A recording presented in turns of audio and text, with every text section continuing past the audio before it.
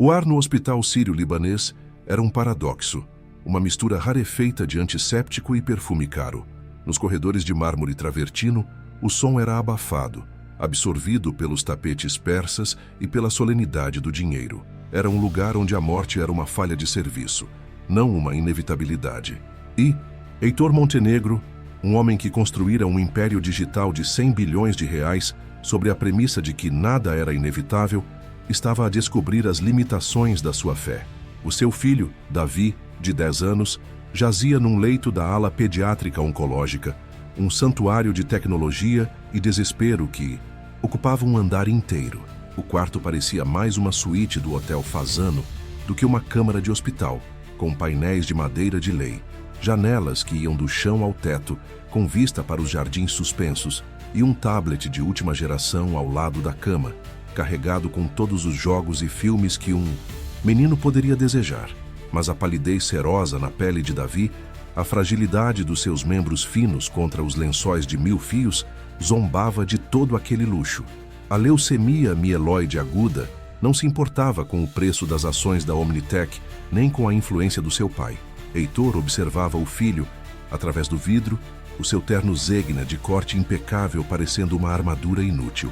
Ao seu lado, a sua assistente, uma jovem eficiente chamada Camila, falava em tons sussurrados ao telemóvel, orquestrando a logística de um império enquanto o seu centro de gravidade se desintegrava. O voo de Munique pousou. A amostra do doador alemão está a ser processada com prioridade máxima, disse ela desligando. O Dr. Schmidt está confiante. Heitor não respondeu. Tinha ouvido palavras confiantes de médicos em Munique, em Houston, em Tel Aviv. Tinha fretado jatos, comprado equipamentos, financiado pesquisas inteiras, na esperança de dobrar a biologia à sua vontade. Mas o corpo do seu filho continuava a atraí-lo, rejeitando cada tratamento, cada nova esperança, com uma teimosia celular que o enfurecia. A porta do seu escritório improvisado no hospital abriu-se. Era a doutora Laura Mendes, a chefe da hematologia. Uma mulher nos seus 40 e poucos anos, com uma expressão de competência fria e olhos que pareciam reter uma tristeza antiga, como gelo num glaciar. Havia uma tensão subtil entre ela e Heitor, uma formalidade gélida que ia além da relação médico-paciente. Ele era o benfeitor do hospital, o homem cujo nome estava numa placa de latão dourado na entrada da ala. Ela era a médica, a autoridade final sobre o destino do seu filho, e não se deixava intimidar pelo seu poder. Heitor, disse ela, o uso do primeiro nome a soar quase como um bisturi. Temos os resultados do doador alemão. Heitor virou-se, o corpo tenso. E então, Laura pousou uma pasta fina sobre a mesa de vidro. Não a abriu. Incompatível. Rejeição total. As palavras caíram no silêncio, como pedaços de chumbo. Camila prendeu a respiração. Heitor sentiu uma onda de frio subir-lhe pela espinha. Era o último nome numa lista que já tinha percorrido o mundo. A última porta a fechar-se. Isso é impossível, disse ele, a sua voz baixa e perigosa. Refaçam os testes. Verifiquem os marcadores. Deve haver um erro. Não há erro, respondeu Laura, o seu tom inabalável. Nós verificamos 3 vezes. Os marcadores HLA dele são uma anomalia genética. A probabilidade de encontrar um doador compatível fora de um parente de primeiro grau era de 1 em 1 milhão. Esgotamos todos os bancos de dados do mundo. Não há mais ninguém. A fachada de controlo de Heitor começou a rachar, revelando o terror puro por baixo. O que é que isso quer dizer? Ou não há mais ninguém? Encontrem alguém. Usem o dinheiro, a Omnitec. Eu posso financiar um programa nacional de rastreio agora mesmo. Isto não é um problema de logística, Heitor. É um problema de biologia. Um programa de rastreio demoraria meses, talvez anos. O Davi não tem esse tempo. Ele tem semanas, talvez uma. O bilionário, o titã da tecnologia que podia derrubar mercados com um único tweet, parecia subitamente pequeno, um mero pai aterrorizado. Ele afundou-se numa cadeira, o rosto nas mãos. O silêncio que se seguiu foi pesado, denso com o cheiro da derrota. Foi nesse momento que a porta se abriu novamente. Um jovem residente, Dr. Alves, entrou de forma hesitante, o seu rosto jovem a transparecer um misto de nervosismo e excitação. Doutora Laura, desculpe interromper. começou ele, olhando de relance para Heitor. Eu sei que é um tiro no escuro, mas eu estava a rever alguns projetos de pesquisa antigos e encontrei algo. Laura olhou para ele, a sua expressão um aviso para que não desse falsas esperanças. Do que é que está a falar, Alves? O projeto Morada, de há uns 5 anos. A Faculdade de Saúde Pública da USP fez um levantamento genético em larga escala da população em situação de rua de São Paulo. O objetivo era mapear a prevalência de doenças infecciosas, mas eles fizeram uma genotipagem HLA completa como parte do protocolo. A base de dados é anônima, mas as amostras existem. Nunca foram cruzadas com os registros de doadores porque, bem, por razões óbvias. Heitor levantou a cabeça, os seus olhos a faiscar com um novo vislumbre de esperança. Um banco de dados de sem-abrigo? Laura franziu o sobrolho, cética. A probabilidade é infinitesimal, Alves. E a logística para localizar um indivíduo anônimo nessa população, mesmo que houvesse uma correspondência, seria um pesadelo. Eu sei, doutora, disse o jovem médico, a sua paixão a sobrepor-se ao seu nervosismo. Mas infinitesimal não é zero. É a única base de dados que ainda não tentamos. Com a capacidade de processamento da Omnitech, poderíamos cruzar os dados em horas. Laura hesitou. Era uma ideia desesperada, um ato de fé estatística, mas quando olhou para Heitor, viu nos olhos dele não a arrogância de um bilionário, mas a súplica de um pai. E quando olhou para o prontuário de Davi sobre a mesa, soube que a ciência convencional tinha chegado ao seu limite. Está bem? Disse ela suspirando. Faça a requisição. Diga à USP que é uma emergência médica de nível 1, autorizada por mim e financiada pelo Sr. Montenegro. Quero essa base de dados no nosso servidor dentro de 1 hora. Enquanto o Dr. Alves saía, apressado, Heitor já estava ao telemóvel, a ladrar ordens para a sua equipa de engenheiros. A máquina da Omnitech, vasta e poderosa, estava a ser posta em movimento para uma tarefa que parecia impossível. A muitos quilômetros dali, no coração de pedra da cidade, a garoa fria de setembro começava a cair sobre a Praça da Sé. Sentado nos degraus da catedral, protegido por um pedaço de plástico, um homem de barba grisalha e emaranhada desenhava num caderno de folhas gastas. O seu nome era Jonas. Os seus dedos, embora sujos e calejados, moviam-se com uma precisão e delicadeza surpreendentes. O grafite a dar forma a complexas estruturas arquitetônicas, engrenagens e circuitos. Ele não desenhava pessoas ou paisagens, mas sistemas. A lógica e a beleza da forma.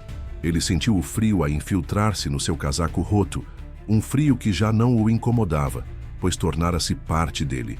Olhou para a sua obra-prima, a Catedral da Sé, e depois para os arranha-céus que a cercavam, faróis de um mundo que o tinha cuspido para fora.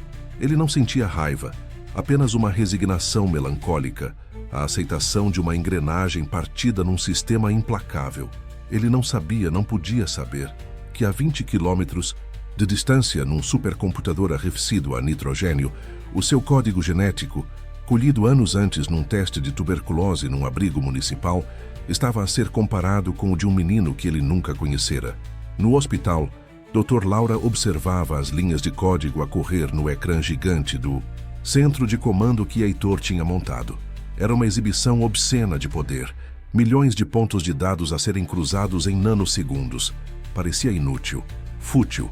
Ela estava prestes a mandar parar tudo, a dizer a Heitor para ir para casa e passar os últimos dias com o seu filho. Então, o ecrã piscou. O processamento parou e uma única linha de texto apareceu, a piscar num verde vibrante. Compatibilidade positiva. 10 marcadores. Sujeito 734. Projeto Morada. Um silêncio chocado encheu a sala. Laura sentiu um arrepio. 1 em 1 milhão tinha chegado. Ela aproximou-se do ecrã, o seu coração a bater descompassado. Com alguns cliques, ela contornou o protocolo de anonimato, acedendo aos metadados brutos da amostra. Um nome apareceu. Um nome que não lhe dizia nada. Jonas Matos. A incredulidade foi a primeira reação da doutora Laura. Ela executou o algoritmo de correspondência mais 2 vezes usando parâmetros diferentes. De cada vez, o resultado era o mesmo. Uma certeza matemática que desafiava toda a lógica. O sujeito 734, Jonas Matos, não era apenas compatível, era uma correspondência perfeita, o tipo de compatibilidade que os hematologistas sonham encontrar, geralmente reservada a irmãos gêmeos idênticos. Era um milagre biológico, escondido numa base de dados esquecida. "Temos um nome", disse ela, a sua voz controlada a mal conseguir disfarçar o espanto. Jonas Matos. A última morada registrada foi um abrigo na Mooca, há 4 anos. Heitor Montenegro, que tinha estado a andar de um lado para o outro como um animal enjaulado, parou abruptamente. A esperança transformou o seu rosto, suavizando as linhas duras de preocupação. "Encontrem-no, agora!" A máquina que Heitor comandava moveu-se com uma velocidade e eficiência aterradoras. O nome Jonas Matos foi introduzido em sistemas que um cidadão comum nem sequer sabia que existiam. Analistas da Omnitech, habituados a rastrear ameaças cibernéticas, foram redirecionados para encontrar um único homem em meio ao oceano de 20 milhões de almas de São Paulo. Usaram software de reconhecimento facial para analisar anos de imagens de câmaras de segurança da cidade, cruzaram registros de hospitais públicos, relatórios da polícia e listas de assistência social. A busca era fria, impessoal, uma caçada digital a um fantasma analógico. Enquanto isso, Jonas Matos vivia o seu dia como qualquer outro. Acordou. Com o som dos sinos da catedral, partilhou um pão que um padeiro solidário lhe dera com um cão vadio e sentou-se no seu lugar habitual nos degraus, o seu caderno aberto no colo. Ele observava a cidade a acordar, o fluxo de pessoas a entrar e a sair do metro, cada uma um eletrão na corrente complexa da metrópole. Ele não se sentia parte dela, mas sim um observador, um estudioso da sua mecânica implacável. Ao fim da tarde, uma mulher de aparência simpática, vestindo um colete da assistência social, aproximou-se dele. Chamava-se Lúcia. Atrás dela, a uma distância respeitosa, estavam 2 homens, de fato que não conseguiam disfarçar o seu desconforto com o ambiente. "Com licença, o senhor é Jonas Matos?" perguntou Lúcia, a sua voz suave. Jonas ergueu o olhar do seu caderno. Fazia anos que ninguém o tratava pelo nome completo. Ele simplesmente acenou com a cabeça. Os seus olhos azuis, surpreendentemente claros e penetrantes, sob as sobrancelhas espessas, a estudá-la com uma inteligência que a apanhou de surpresa. Lúcia sentou-se ao seu lado, mantendo uma distância cuidadosa. "Senhor Jonas, eu tenho uma proposta muito importante para si. Trata-se de ajudar a salvar a vida de uma criança, um menino." Ela explicou a situação em termos simples, omitindo a identidade da família. Falou da necessidade de um transplante, da compatibilidade rara, do milagre que ele representava. Depois, falou da recompensa: uma casa, uma conta bancária com dinheiro suficiente para o resto da sua vida, tratamento médico, tudo o que ele quisesse. Jonas ouviu-a em silêncio, o seu olhar nunca vacilando. Não havia surpresa no seu rosto, nem ganância, nem sequer curiosidade. Havia apenas uma calma profunda, quase perturbadora. Quando Lúcia terminou, um longo silêncio pairou entre eles, quebrado apenas pelo murmúrio distante do trânsito. "Não", disse Jonas. A sua voz era rouca pelo desuso, mas firme. Lúcia pestanejou. "Desculpe, o senhor entendeu? A vida de um menino..." "Eu entendi", disse Jonas, fechando o seu caderno. "A minha resposta é não." Ele levantou-se e, com uma dignidade que contrastava com as suas roupas esfarrapadas, afastou-se, desaparecendo na multidão que saía da estação de metro.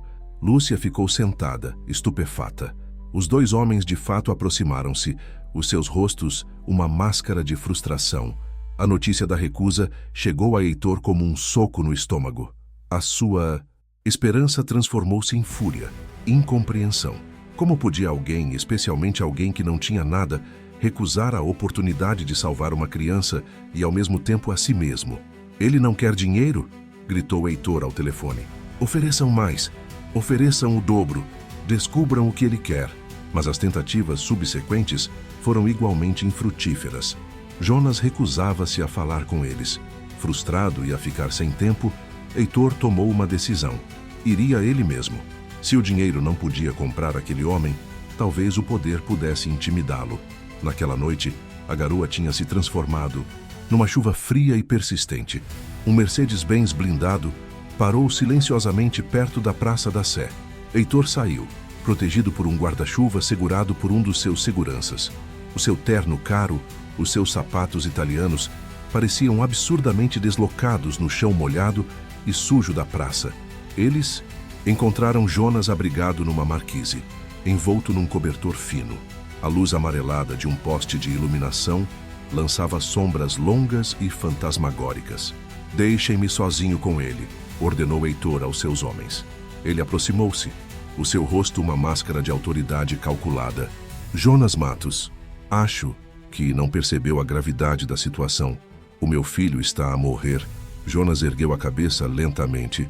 A chuva tinha-lhe colado o cabelo grisalho à testa. Ele olhou para Heitor e, pela primeira vez, os seus olhos continham uma emoção para além da resignação. Era uma centelha de reconhecimento antigo, misturado com um desprezo gelado. "Eu sei quem você é, Montenegro", disse Jonas, a sua voz a ressoar com uma familiaridade que fez Heitor vacilar. "Eu vejo o seu rosto nos ecrãs das lojas na Avenida Paulista. O grande homem, o gênio da Omnitech." Heitor franziu o sobrolho desconcertado. "Então você sabe quem eu sou. E mesmo assim recusa-se a ajudar?"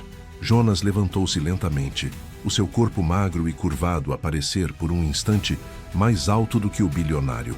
Ele deu um passo em frente, saindo da sombra para a luz. O seu rosto, agora claramente visível, estava marcado pelo tempo e pela dificuldade.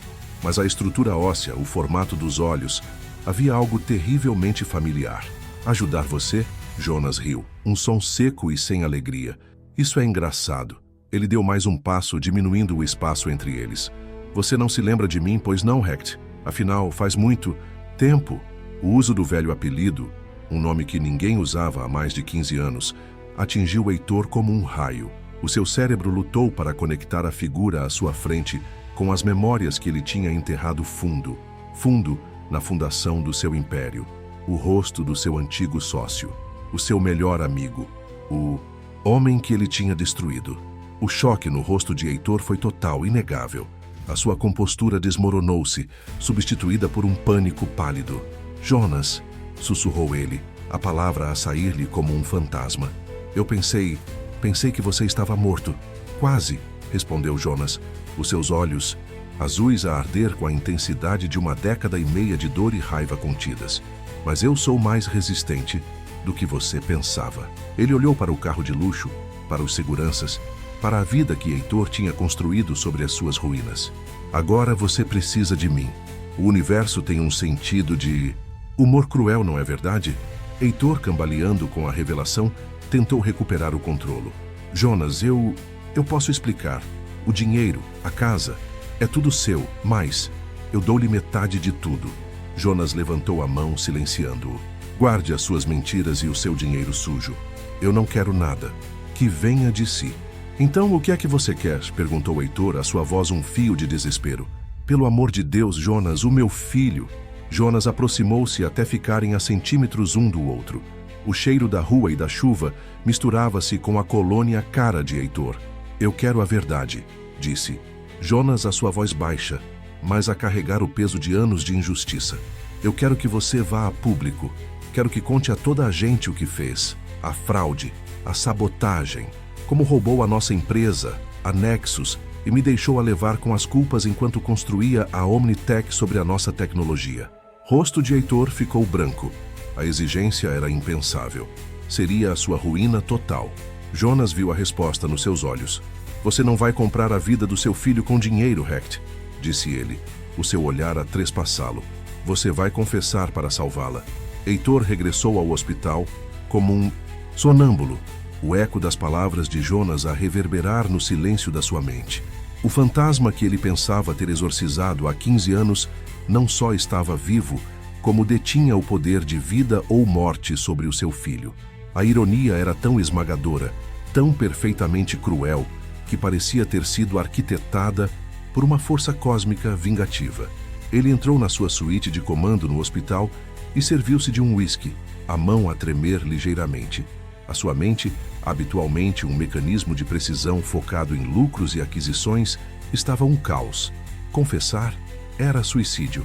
A Omnitech era um castelo de cartas, construído sobre a fundação da Nexus, a empresa que ele e Jonas tinham criado juntos.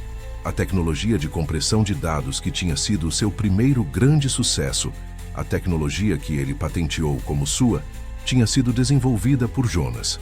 Admitir a verdade não significaria apenas a perda da sua fortuna, significaria processos judiciais, a desintegração do seu legado e, muito provavelmente, a prisão. Quando a doutora Laura entrou na sala para a atualização noturna sobre o estado de Davi, encontrou um Heitor visivelmente abalado. "Más notícias do doador?" perguntou ela, assumindo que a reunião tinha corrido mal. "Pelo contrário", respondeu Heitor, a sua voz tensa. Ele concordou. "Mas tem condições. Ele é instável. Um ex-funcionário rancoroso com problemas mentais. Acha que eu o prejudiquei." Ele observou Laura cuidadosamente, a testar as águas. "Doutora, como médico, você tem autoridade para avaliar o estado mental de um paciente, certo?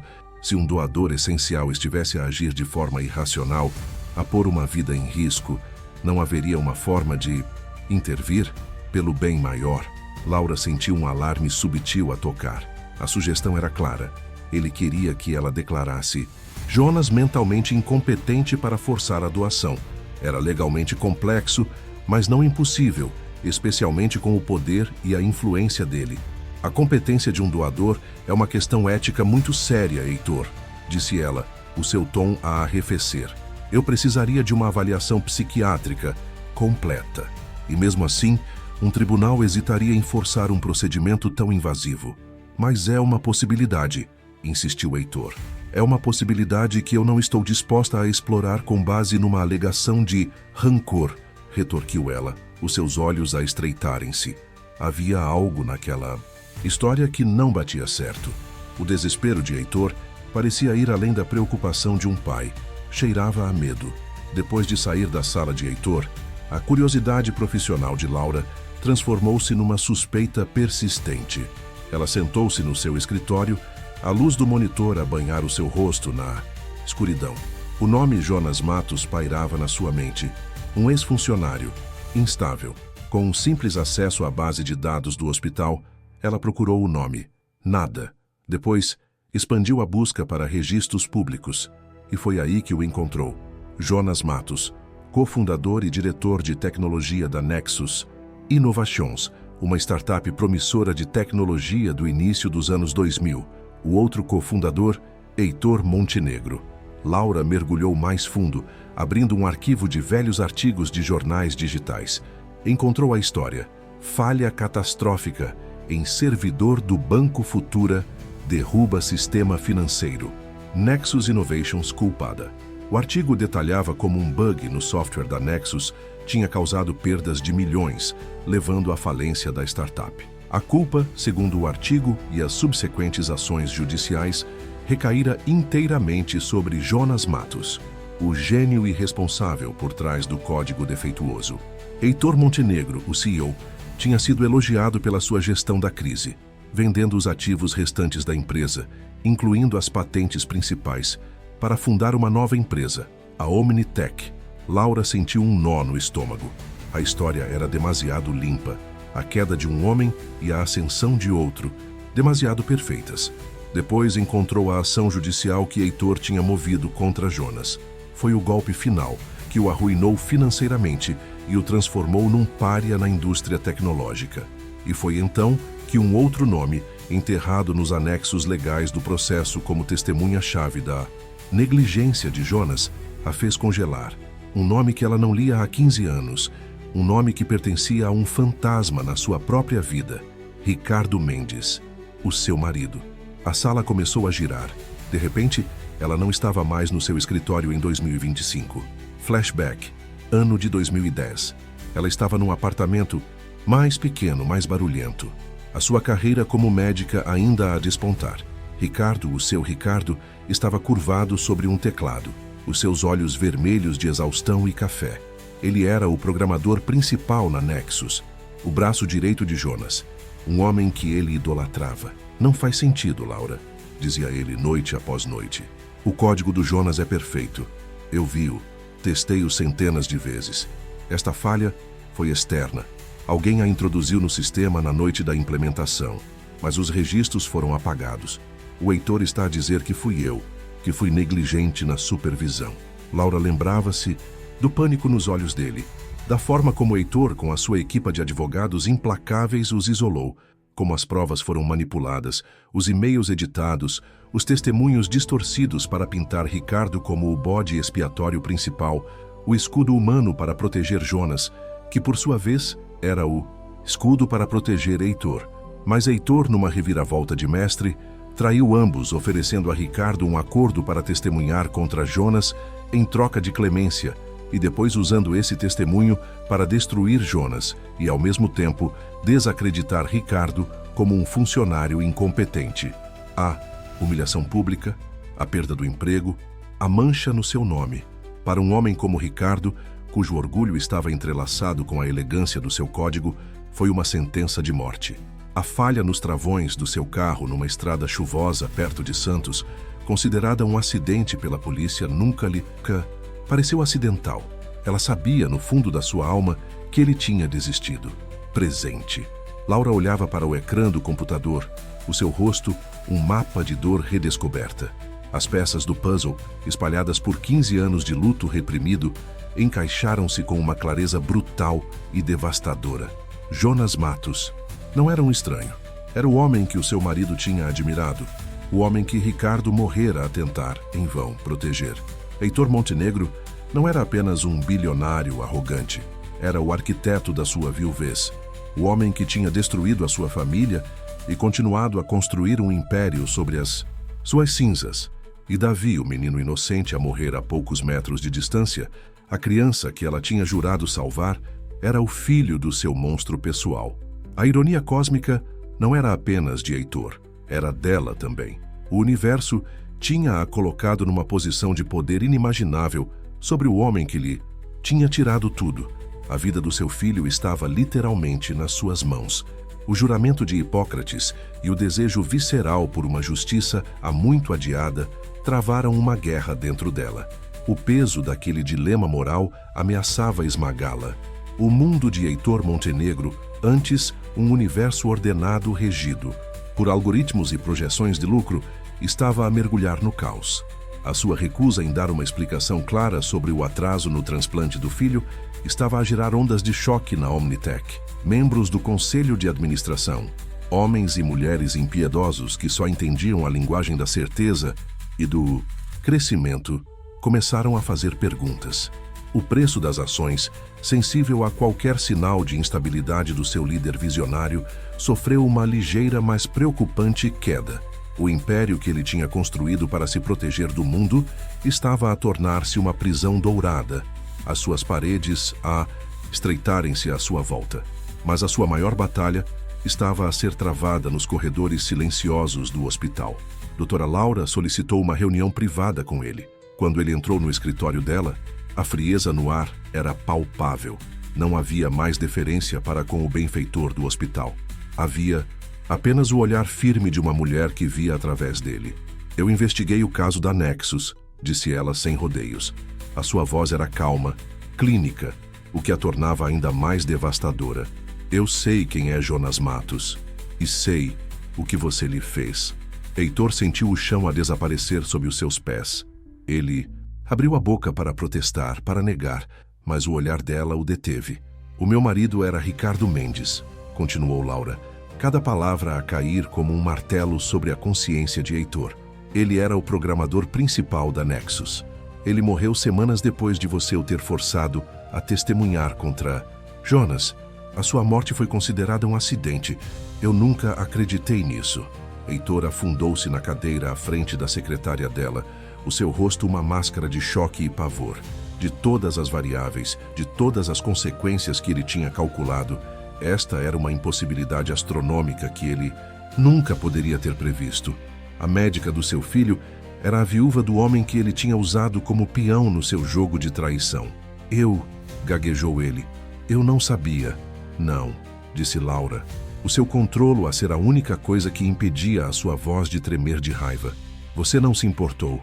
Ele era apenas um dano colateral na sua ascensão, assim como Jonas. Mas agora o jogo mudou, Heitor. Eu não vou, sob nenhuma circunstância, ajudá-lo a declarar Jonas incompetente. Eu não vou ser cúmplice na sua segunda destruição daquele homem. A vida do seu filho depende da sua capacidade de enfrentar a verdade que você enterrou há 15 anos. O poder tinha mudado de mãos de forma absoluta. Heitor já não era o cliente todo-poderoso. Era um homem encurralado, a sua salvação e a do seu filho nas mãos da mulher que ele tinha mais motivos para temer. Desesperado, ele tentou uma abordagem diferente. Voltou à Praça da Sé, desta vez sozinho, sem seguranças, sem a arrogância da sua primeira visita. Encontrou Jonas a partilhar uma sopa rala de um refeitório de caridade com uma jovem mãe e o seu filho pequeno. Jonas, por favor, começou Heitor, a sua voz despojada de toda a autoridade. Pense no meu filho. Ele é inocente nisto tudo. Dê-me um preço, qualquer preço.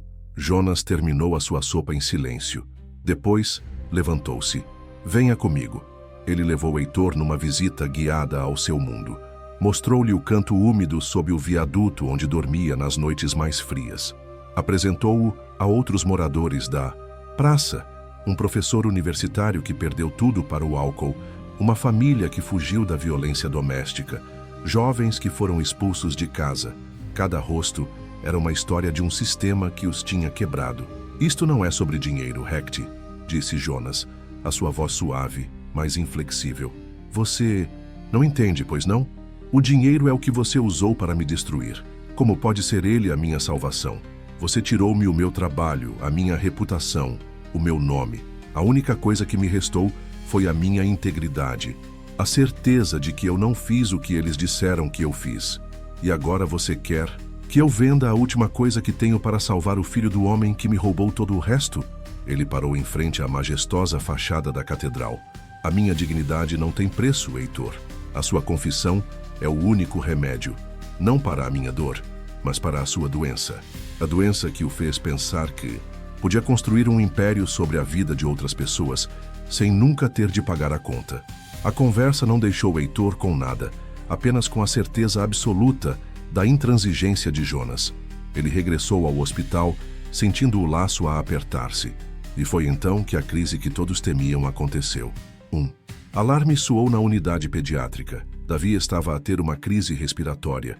O seu corpo enfraquecido a lutar contra uma infecção que os seus glóbulos brancos inexistentes não conseguiam combater. Laura e a sua equipa correram para o quarto. Heitor só pôde observar, impotente, através do vidro, enquanto os médicos e enfermeiros enxameavam em volta do seu filho um turbilhão de movimentos precisos e terminologia urgente. Eles conseguiram estabilizá-lo, mas o prognóstico era sombrio. Ele foi transferido para a unidade de cuidados intensivos, o seu corpo agora ligado a um emaranhado de tubos e monitores. Laura encontrou Heitor encostado à parede do corredor, um homem quebrado. A infecção está a tomar conta, disse ela, a sua voz despida de qualquer emoção, exceto o cansaço profissional. Os antibióticos não estão a funcionar como deveriam. O corpo dele está a desligar-se. A janela que tínhamos para o transplante acabou de ficar muito mais pequena. O relógio que antes corria agora galopava. A escolha de Heitor já não era uma questão de se ele iria ou não perder o seu império. Era uma questão de horas até que perdesse o seu filho. A notícia, como a água, encontra sempre uma fresta para vazar. Um enfermeiro da UCI, sobrecarregado e mal pago, vendeu a história a um blog de mexericos por R$500. A manchete era sensacionalista, desprovida de nuances, mas explosiva. Filho de bilionário moribundo, salvação pode estar num mendigo da Sé. Na manhã seguinte, a Praça da Sé estava irreconhecível. Dezenas de repórteres, fotógrafos e operadores de câmara desceram sobre o local como abutres. Microfones foram enfiados na cara de qualquer morador de rua que se parecesse remotamente com a descrição vaga de Jonas. A humanidade do lugar foi apagada, transformada num circo mediático. Jonas, alertado pelo barulho, viu-se cercado, mas algo inesperado aconteceu. As outras pessoas que partilhavam aquele espaço com ele, o professor, a jovem mãe, os rapazes que cheiravam cola, a senhora idosa que vendia doces, formaram um cordão humano à sua volta. Eles não sabiam os detalhes da história, Apenas que o mundo exterior, o mundo que os tinha rejeitado, queria agora um pedaço do seu Jonas. Deixem-no em paz, gritou o antigo professor, a sua voz surpreendentemente autoritária. Ele não é um animal de zoológico. Eles protegeram-no, guiando-o através de becos e passagens que só eles conheciam, escondendo-o da fome insaciável das câmaras. Naquele momento, Jonas não era um doador em potencial ou a chave para uma fortuna. Ele era um deles, e eles estavam a proteger a sua família. Esta vigília silenciosa dos esquecidos era um testemunho mais poderoso do seu valor do que qualquer conta bancária poderia ser. No hospital, Laura observava o caos na televisão com um sentimento de repulsa. Ela sabia que precisava de falar com Jonas, de o avaliar medicamente, longe da pressão de Heitor e do frenesim da imprensa. Usando a assistente social, Lúcia, como intermediária, ela marcou um encontro secreto. O local escolhido foi a cripta da Catedral da Sé, um lugar silencioso e solene, longe dos olhares curiosos. Lúcia levou Jonas até lá. Laura esperava por ele, vestida com roupas casuais, sem o seu jaleco branco, carregando apenas uma pequena mala médica. Obrigada por ter vindo, Sr. Matos, disse ela. Jonas, por favor, corrigiu ele, a sua voz calma a ecoar no espaço abobadado. Jonas, repetiu ela, eu preciso de fazer alguns exames preliminares, verificar a sua saúde geral. O procedimento de doação, embora seguro, é exigente. Enquanto ela lhe media a pressão arterial e tirava uma amostra de sangue, eles conversaram. A conversa não foi sobre Heitor ou sobre o dinheiro. Foi sobre sistemas, sobre como as coisas se partem. Ele falou da beleza de um código bem escrito, da lógica de um circuito e de como uma única falha, uma única mentira, pode corromper todo o sistema. Laura, por sua vez, falou da elegância do corpo humano, da sua complexidade e de como uma única célula maligna podia levar ao colapso total. Ela não contou a sua história sobre Ricardo, não explicitamente, mas falou da perda, da injustiça, de como por vezes as cicatrizes que não se veem são as que mais doem. Houve um reconhecimento mútuo nos seus olhos. Duas pessoas inteligentes, duas almas feridas pela mesma tempestade, encontrando-se na calmaria do rescaldo. Laura viu que a determinação de Jonas não vinha do ódio, vinha de uma necessidade fundamental de restaurar a ordem, de corrigir a equação que Heitor tinha desequilibrado de forma tão violenta. Ele queria que a verdade fosse reconhecida, não como vingança, mas como um princípio matemático. E ele, por sua vez, viu nela uma tristeza profunda, uma fadiga que ia além do cansaço de longos turnos no hospital. Ele era um bom homem, disse Jonas de repente, olhando para o nada. Laura ficou tensa. Quem? O seu marido, Ricardo. Ele era o programador mais brilhante que eu já conheci. Ele tentou avisar-me, tentou lutar contra o Heitor. Eu não o ouvi. Fui arrogante. Pensei que podia controlar o monstro que ajudei a criar. Laura sentiu as lágrimas a brotar nos seus olhos pela primeira vez em anos. Aquele homem que o mundo via como um farrapo humano lembrava-se do seu marido, honrava a sua memória. Naquele momento, o seu juramento e o seu coração alinharam-se. Salvar. Davi já não era apenas um dever profissional. Era uma forma de honrar o legado de Ricardo, de provar que a decência, personificada por Jonas, podia, no final, vencer a crueldade de Heitor. Enquanto isso, Heitor estava sentado do lado de fora da UCI, a sua impotência a ser um tormento físico. As atualizações dos médicos eram sombrias.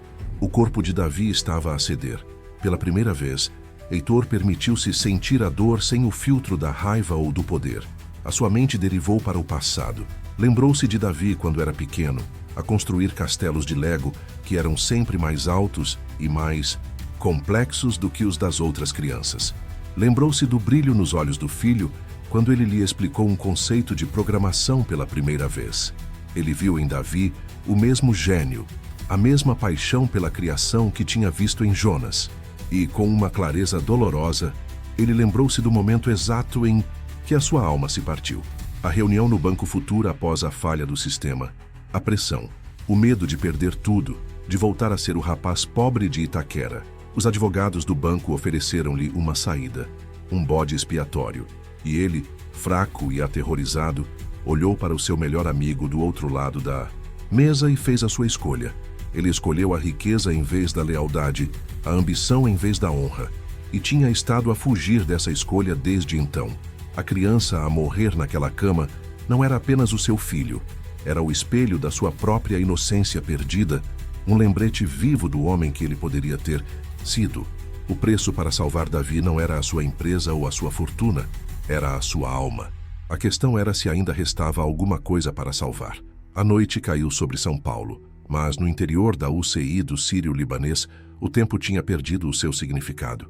O único ritmo era o dos bips constantes e rítmicos dos monitores que mantinham Davi vivo.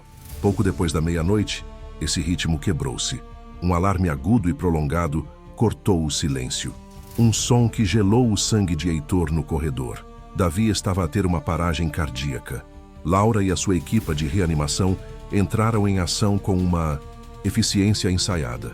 Heitor observou através do vidro, as suas mãos pressionadas contra a frieza da superfície, o seu reflexo um borrão de desespero.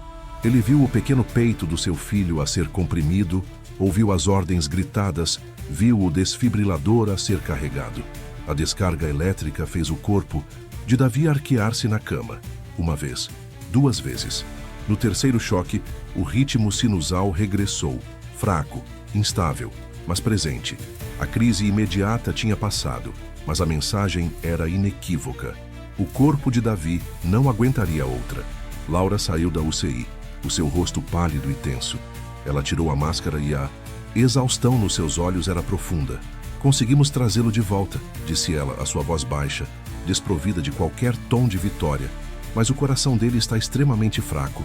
O estresse da infecção, a quimioterapia, foi demais. A próxima paragem, ele não sobreviverá.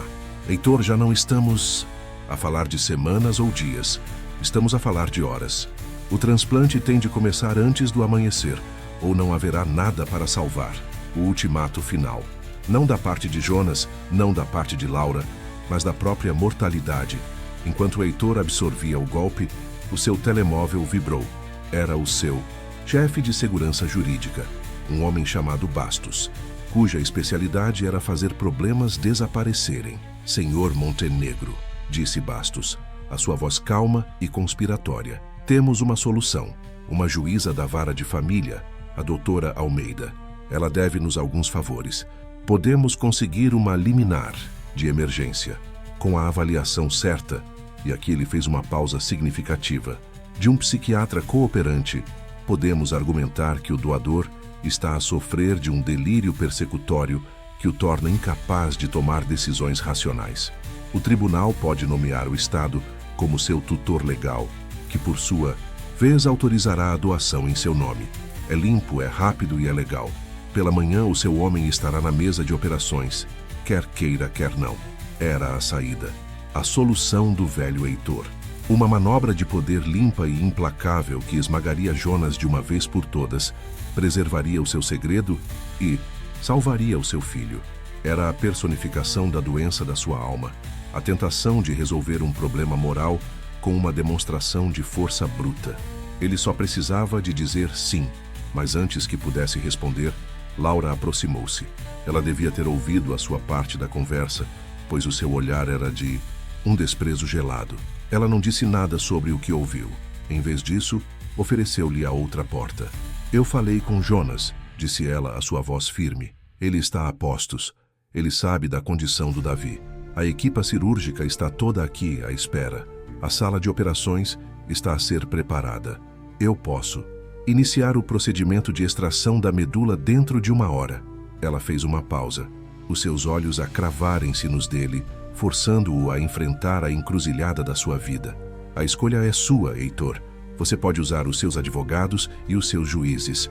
Pode forçar a mão a este homem, destruir o que lhe resta e talvez, com sorte, salvar o corpo do seu filho.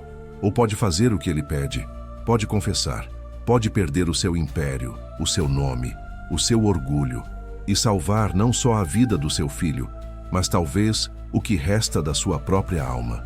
Ela olhou-o, não como uma juíza, mas como uma testemunha de tudo o que ele tinha feito. Eu jurei salvar o seu filho. e vou fazer tudo o que estiver ao meu alcance.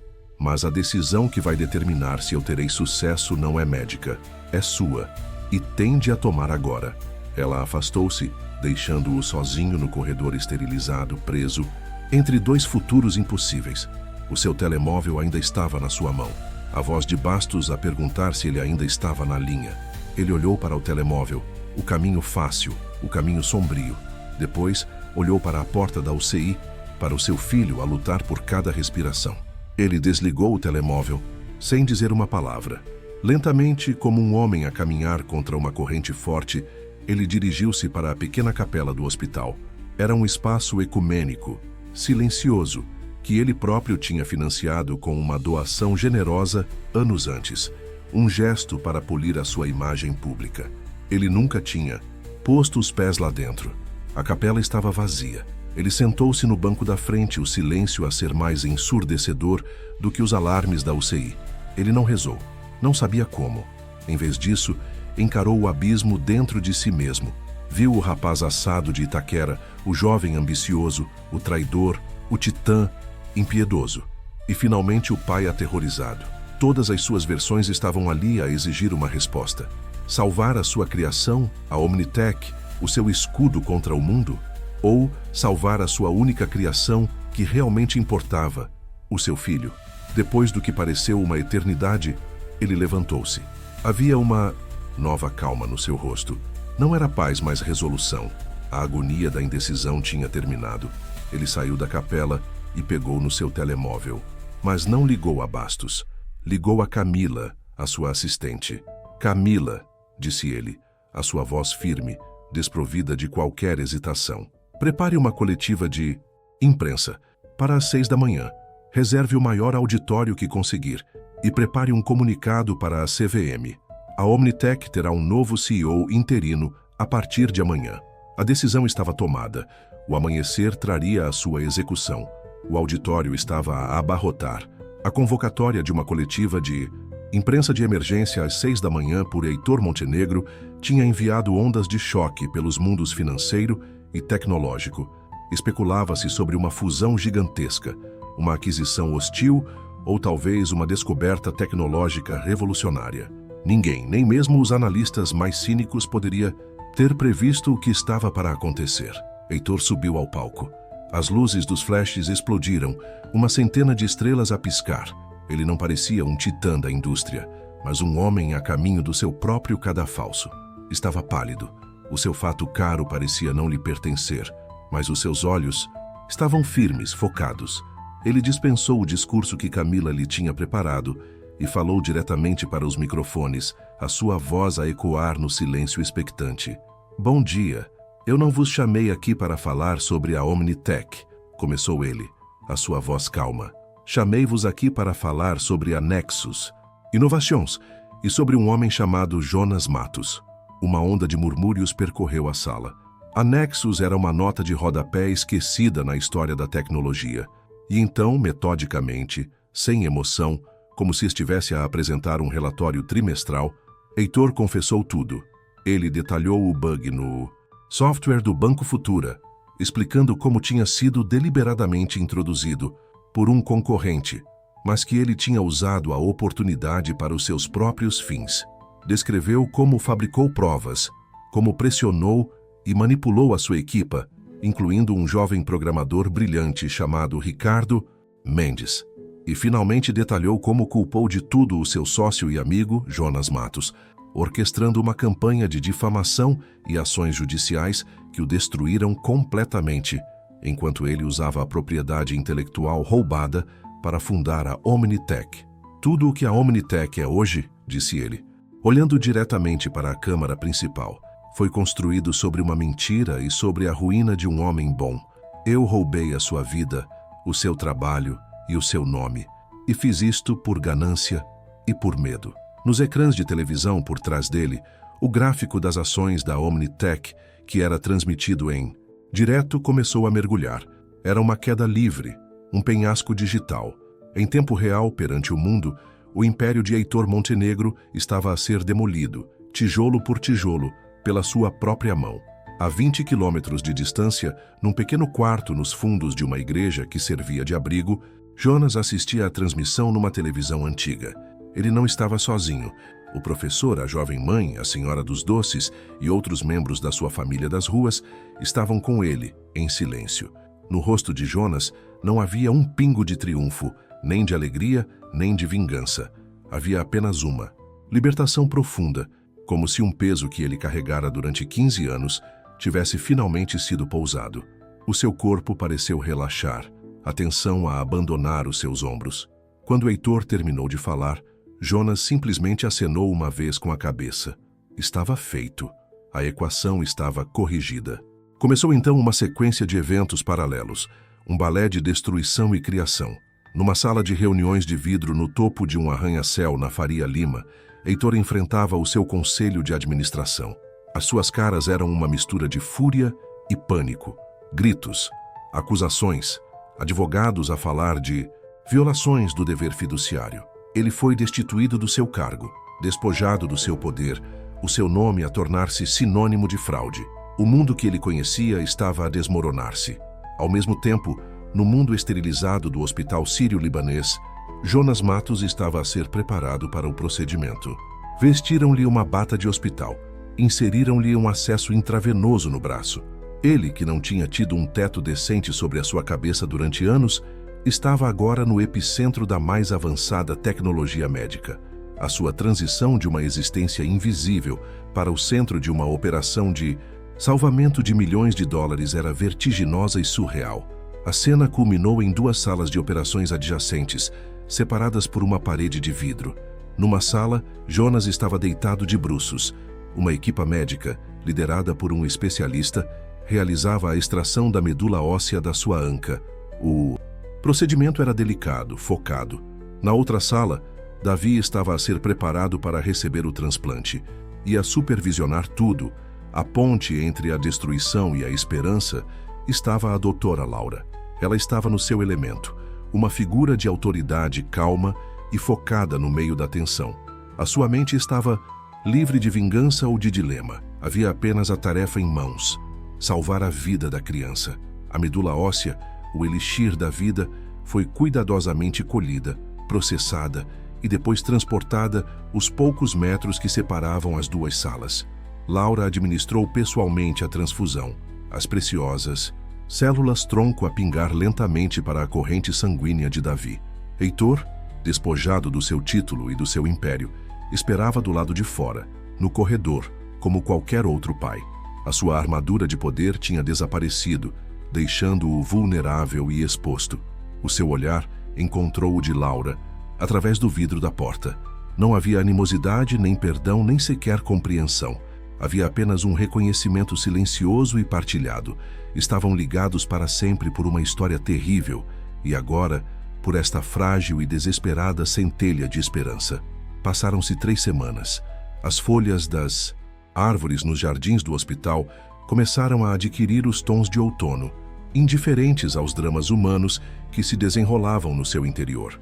Na suíte pediátrica, o silêncio já não era de desespero, mas de recuperação. O transplante tinha sido um sucesso. As células-tronco de Jonas tinham se enxertado na medula de Davi e começado a produzir novas células sanguíneas saudáveis. A cor estava a voltar ao rosto do menino, a sua energia a regressar em pequenas golfadas. Heitor estava sentado ao lado da cama, a ler um livro de aventuras para o filho. A sua aparência tinha mudado. Sem os seus fatos caros, vestido com um simples par de calças de ganga e uma camisola, parecia mais velho, mais cansado. As linhas no seu rosto eram mais profundas, mas a arrogância nos seus olhos tinha desaparecido, substituída por uma quietude atenta.